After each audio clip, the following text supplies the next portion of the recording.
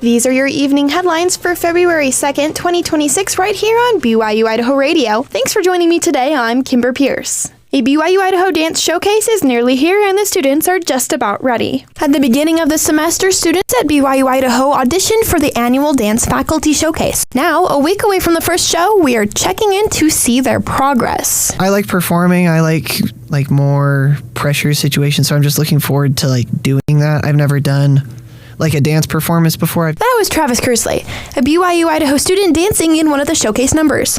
Kersley is in a Latin fusion piece titled Fabulous, and says he's loved his first experience in a dance performance setting. Kersley said he watched dance showcases every semester at BYU and thought it would be cool to participate in them. I'd seen it, I thought it was really cool, and I finally got to a point where I had enough confidence to go and try. Fabulous is choreographed and directed by dance adjunct faculty member Autumn Hawks. Autumn teaches ballroom technique at BYU-Idaho, and number at the showcase is a special combination of Latin and hip-hop. So there are elements of cha-cha, foxtrot, and hip-hop, and I'm in the cha-cha portion of that, but I think my favorite part is watching the hip-hop section. When the students showed up to the first day of rehearsal, Hawks had a plan for what the dance would look like, but she didn't know everything yet. One of the unique aspects to the dance showcase is that the students get to see the faculty work through the choreography process. Pre-game plan, we would run through her ideas, and as other people that are participating in Fabulous, as they would just kind of freestyle certain bits, and she'd be like, "Ooh, I really like that. Let's keep that. Let's throw this part out. Let's change some things around so that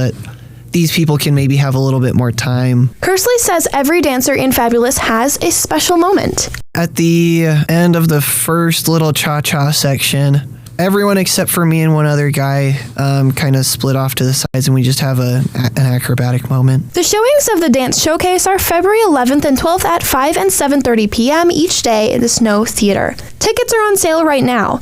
Visit the in-person ticket office or go to tickets.byui.edu. For BYU-Idaho Radio, I'm Kimber Pierce.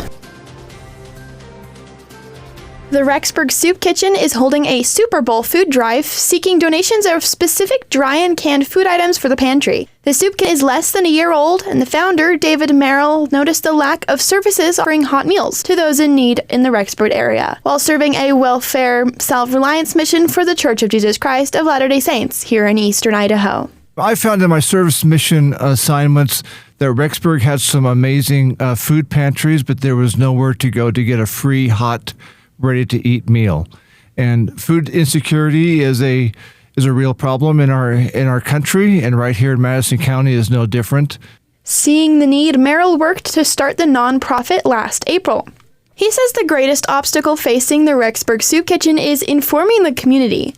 He says the elderly and people with access to social media are some who don't know about the soup kitchen. He's worked with the Health and Welfare Department, the Rexburg Free Clinic, and other agencies and food banks in the area to help spread the word. A lot of people who need our services are the elderly or different classes of people that may or may not have access to social media. So getting the word out and making people aware of what we do and when we're open. In addition to providing weekly hot meals, the Rexburg Soup Kitchen also can connect those in need with organizations that can help in other areas of necessity. The Soup Kitchen also has a food pantry of dry and canned goods available for patrons to select what they need. The Rexburg Soup Kitchen is currently holding its Super Bowl food drive, seeking donations of specific items for the pantry.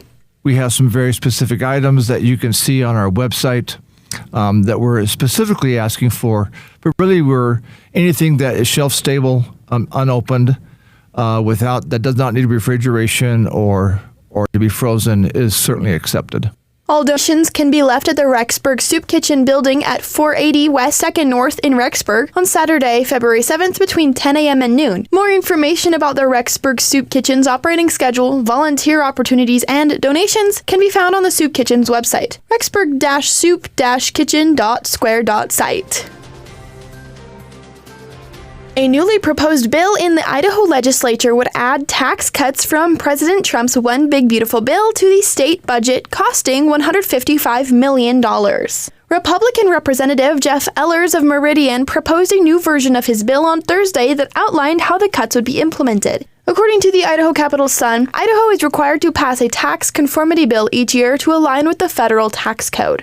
When asked how it would affect other state budget needs, like education, Representative Ellers said he would have to connect with the Joint Finance Appropriations Committee to see what effects it may have. In the committee hearing, several members voiced their concerns that the potential tax cuts could cost more than $150 million, and that the cuts could make a tight budget even tighter. Representative Ellers advocated for the proposed tax cuts, saying it could help relieve tax burdens for Idahoans and get money back into people's pockets. The bill was approved by the committee and will move forward to a public hearing. These have been your BYU-Idaho Radio evening headlines for February 2nd, 2026. Thanks for tuning in. More news, interviews, and great content are available on our podcast feed. Search for BYU-Idaho Radio on your favorite podcast apps. We are on YouTube, Spotify, Apple Music, and more. For BYU-Idaho Radio, I'm Kimber Pierce.